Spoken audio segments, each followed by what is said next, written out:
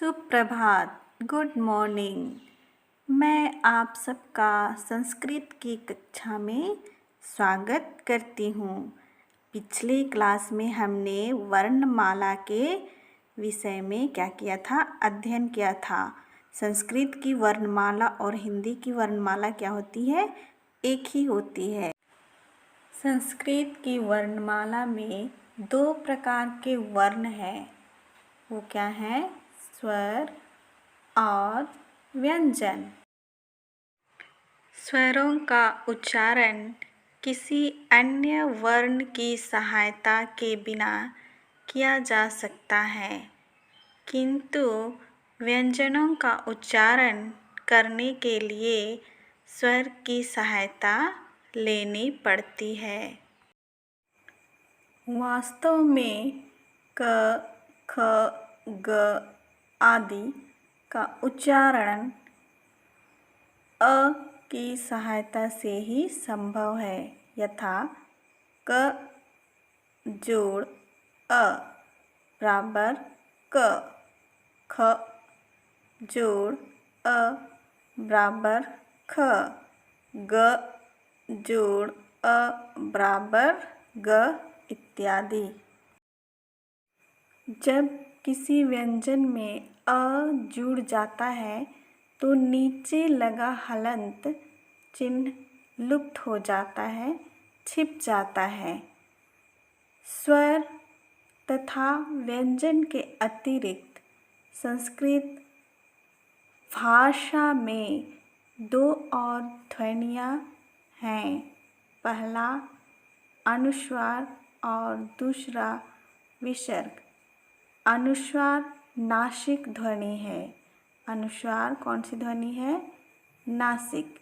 इसका उच्चारण नाक से किया जाता है। जैसे संस्कृतम, संस्कारः, संस्कृतिः इत्यादि। विसर्ग का उच्चारण कंठ से होता है। इसकी ध्वनि ह जैसे होती है। यथा बालकः, वृक्षः, मुनिः, साधुः इत्यादि। स्वर मात्रा। जब किसी व्यंजन में स्वर जोड़ा जाता है तो मात्रा के रूप में दर्शाया जाता है। अ की कोई मात्रा नहीं होती। अ जुड़ने पर हलंत चिन्ह का लोप हो जाता है। जैसे मेरा देश महान है। म ए र आ मेरा। द ए श अ देश। म अ ह आ न महान। ह ऐ है मेरा देश महान है। तो इस तरह से हमने स्वरों के मात्राएं हैं व्यंजनों के साथ जोड़ी। तो इसमें खास बात ये थी कि जो महान शब्द हमने देखा उसके साथ कोई मात्रा नहीं। ऐसा भी हो सकता है ये जो हलंत वर्ण है वो केवल किसी शब्द के अंत में आ सकते हैं, बीच में या शुरू में नहीं आ सकती। तो अब हम कुछ व्यंजनों के साथ क्रमानुसार व्यवस्था में स्वरों की मात्राओं को जोड़कर लगाकर क्या करेंगे? देखेंगे। सबसे पहले क्या देखेंगे? क को देखेंगे। तो क के नीचे जो हलंत है ना, क हलंत जोड़ अ।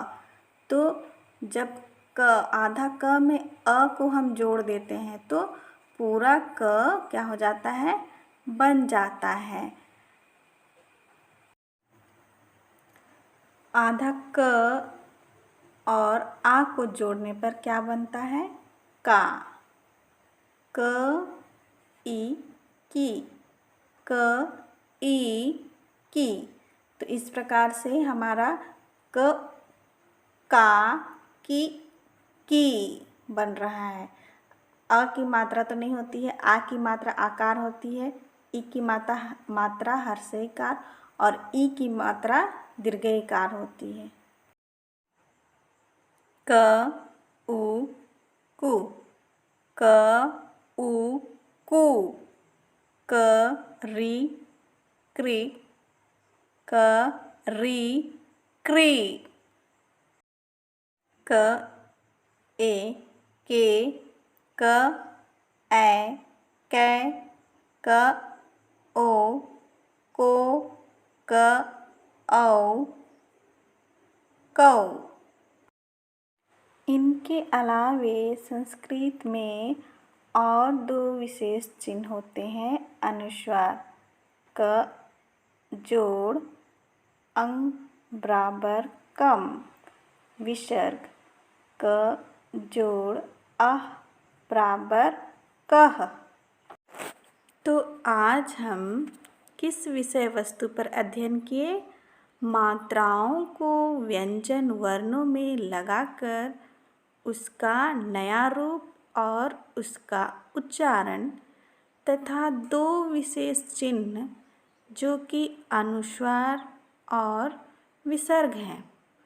तो प्यारे बच्चों, आप घर पर इसी प्रकार से अन्य व्यंजनों में प्रत्येक मात्राओं को लगाकर पढ़ना सीखिए। धन्यवाद।